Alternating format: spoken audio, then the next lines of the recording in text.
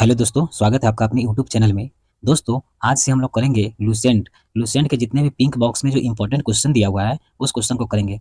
क्योंकि बार-बार हर एग्जाम में यहाँ से क्वेश्चन पूछे जाते हैं, इसीलिए बॉक्स में दिया गया है और यह इंपॉर्टेंट क्वेश्चन है।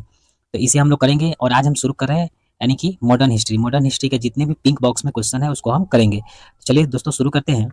जैसे यहाँ आपका अवध। अवध अवध क्या आपका था? सादत खान हैदराबाद। इसे मुगलों से स्वतंत्र होने वाले राज एवं संस्थापक। जो मुगल से स्वतंत्र कौन कौन सा हुआ था और इसका संस्थापक कौन था, इसके बारे में जानेंगे। हैदराबाद का था चिनकिलिच खा, निजामुल मुल्क और आसफ जहाँ। रुहेलखंड का था बीर दाऊद एवं अली मोहम्मद खां। बंगाल से था आपका मुर्शिद कुली खां। कर्नाटक से सादुल्ला खान। भरतपुर से था चुरामल एवं बदन सिंह। इसके बारे इसके आगे जान लेंगे। मुगल जो सम्राट था मोहम्मद शाह ने सादत खां को बुरहान उल मुल्क की उपाधि दी थी। सादत खां का असली नाम था मीर मोहम्मद अमीन। लेकिन इसमें क्वेश्चन पूछा जाता है कि मोहम्मद शाह ने सादत खां को कौन सी उपाधि दी थी, तो यह उपाधि दी थी बुरहान मुल्क का। ये जो था बुरहान उल मुल्क का उपाधि दिया था। चलिए दोस्तों, पिंक बॉक्स में जितने भी सारे क्वेश्चन हम लोग करेंगे, यह है आपका मॉडर्न इंडिया, मॉडर्न हिस्ट्री का क्वेश्चन है, जिसमें जितने पिंक बॉक्स में दिया है उसको हम लोग कर रहे हैं। उसके बाद 1717 में एक शिष्टमंडल जॉन सुरमन के नेतृत्व में भारत आया था। यह शिष्टमंडल फरुखसियर के दरबार में 1717 में पहुंचा। उस समय फरुखसियर जानलेवा घाव से पीड़ित था। यानी कि 1715 में जब एक शिष्टमंडल पहुंचा, जॉन सरमन भारत आया था, तो उस समय फरुखसियर के दरबार में आया था 1717 में। उस समय फरुखसियर क्या था? फरुखसियर को एक बहुत ही गहरा घाव हुआ था, जो जानलेवा घाव था, और इस घाव से वह परेशान था। तो इसी घाव के इस शिष्टमंडल में एक डॉक्टर था जिसका नाम था हैमिल्टन। जो जॉन सरमन का एक डॉक्टर था जिसका नाम था हैमिल्टन। इस डॉक्टर ने क्या किया? फरुखसियर का इलाज किया, और इलाज करने के बाद उसका घाव ठीक हो जाता है। जब घाव ठीक हो गया तो उसने खुश होकर क्या किया? अंग्रेजों को भारत में कहीं भी व्यापार करने की अनुमति दे दी, तथा कहा अंग्रेजी सिक्के को मान्यता प्रदान किया कि ये अंग्रेजी सिक्के चलेंगे पूरे जो है बंगाल में, अंग्रेजी सिक्के चलेंगे। फरुखसियर द्वारा जारी किए गई इस घोषणा को ईस्ट इंडिया कंपनी का क्या कहा गया? मैग्ना कार्टा कहा गया। चलिए आगे चलते हैं।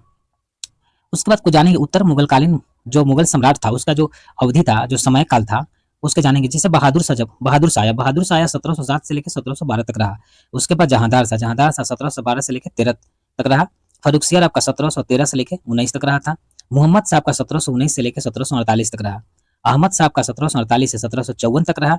आलमगीर द्वितीय आपका 1754 से 1759 तक रहा।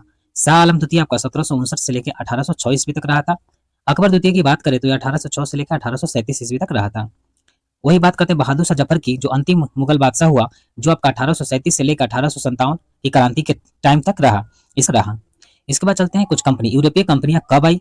तो पुर्तगाली ईस्ट इंडिया कंपनी, इसकी स्थापना के बारे में जानेंगे। ये पुर्तगाली ईस्ट इंडिया कंपनी की स्थापना 1498 ईस्वी में होता है। अंग्रेजी ईस्ट इंडिया कंपनी की स्थापना 1600 ईस्वी में हुआ। डच ईस्ट इंडिया कंपनी की स्थापना 1602 ईस्वी में हुआ। डेनिश ईस्ट इंडिया कंपनी की स्थापना 1616 में होती है, जबकि फ्रांसीसी ईस्ट इंडिया कंपनी की स्थापना 1664 में हुई।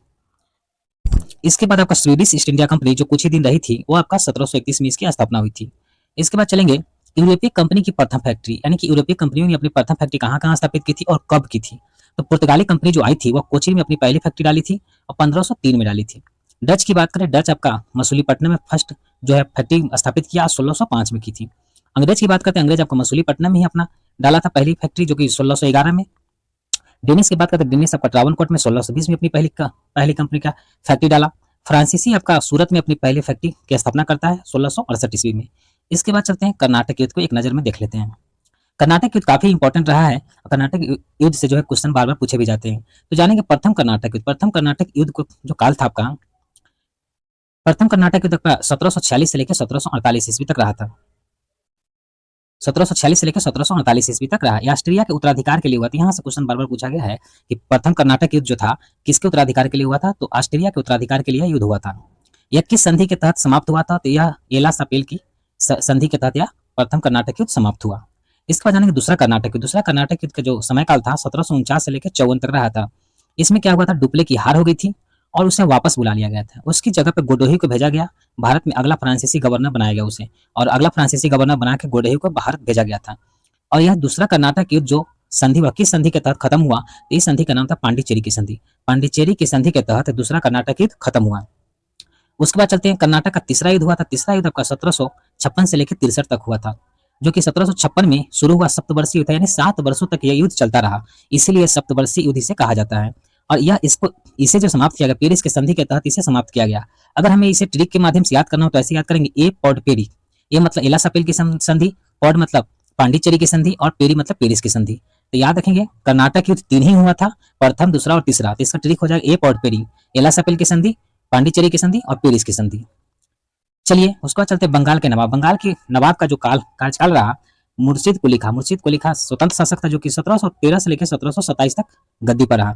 सुजाउद्दीन की बात करें 1727 से लेकर 1739 तक रहा, जबकि सरफराज खां 1739 से 40 तक रहा था। अलवर्दी खां आपका 1740 से 56 तक रहा। सिराजुद्दौला 1756 से लेकर 1757 तक रहा। मीर जाफर आपका 1757 से लेकर 1760 तक रहा। मीर कासिम 1760 से लेकर 63 तक रहा था। उसके बाद मीर जाफर फिर दोबारा बनता है, तो जो 1763 से 1765 ईस्वी तक गद्दी पर बैठा रहा। निजामुद्दौला निजामुद्दौला आपका 1765 से 1766 ईस्वी तक रहा। सैफुद्दौला आपका 1766 से 1770 ईस्वी तक रहा था, जबकि मुबारकुद्दौला आपका 1770 से लेकर 1775 तक रहा था। उसके बाद चलते हैं पलासी की लड़ाई। पलासी की लड़ाई जब हुआ था तो उसमें मोहनलाल और मीर मदान ने क्या किया था, वो एक छोटी सी सेना थी पलासी की लड़ाई में। मीर मदान और मोहनलाल ने क्या किया, ये आपका इसने क्या किया, सिराजुद्दौला का साथ दिया था और एक वफादार सेना की तरह डटा रहा और लड़ते हुए मारा गया। यह जो पलासी था, पलासी आपका भागीरथी नदी के तट पर है। इसको याद करने शुरू, प्रथम आंग्ल मैसूर युद्ध हुआ था 1767 से लेकर 69 तक। द्वितीय आंग्ल मैसूर युद्ध आपका 1780 से 84 तक हुआ था। इसमें गवर्नर जनरल की बात करें तो वारेन हेस्टिंग था। जबकि तीसरा आंग्ल मैसूर युद्ध के टाइम में 1790 से 92 था, इसमें कर्नवालिस था गवर्नर जनरल। चतुर्थ आंग्ल मैसूर युद्ध के टाइम आपका 1799 था, जो कि लॉर्ड वेलेस्ली इस समय गवर्नर जनरल था। और लास्ट में यही आपका, इसके बाद टीपू सुल्तान की मृत्यु हो जाती है। टीपू की मृत्यु श्रीरंगपट्टनम की आखिरी युद्ध यानी चतुर्थ आंग्ल मैसूर युद्ध के दौरान 1799 में हो गई। टीपू सुल्तान को शेर मैसूर कहा जाता था। टीपू सुल्तान के राजसी झंडे पर शेर की तस्वीर होती थी। इसके बाद जानेंगे 1760 में वांडीवास का युद्ध हुआ, जिसमें अंग्रेजों ने सर आयरकुट को के नेतृत्व में लाली के नेतृत्व वाली फ्रांसीसी सेना को पराजित किया। यानी कि इसमें जो था सर आयरकुट ने क्या किया था, लाली को पराजित कर दिया था। 1760 के वांडीवास का युद्ध। वांडीवास का जो युद्ध है काफी इंपॉर्टेंट है, बहुत बार क्वेश्चन पूछा गया। वांडीवास का युद्ध आपका 1760 में हुआ था, जिसमें लाली को पराजित कर दिया गया था, जो कि लाली फ्रांसीसी सेना का था। इसके बाद चलते हैं प्रथम आंग्ल मैसूर युद्ध। प्रथम आंग्ल मैसूर युद्ध आपका मद्रास की संधि के तहत खत्म होता है। 1759 में आपका मद्रास की संधि हुई। दूसरा आंग्ल मैसूर युद्ध आपका मंगलोर की संधि के तहत खत्म होता है, 1784 में हुआ।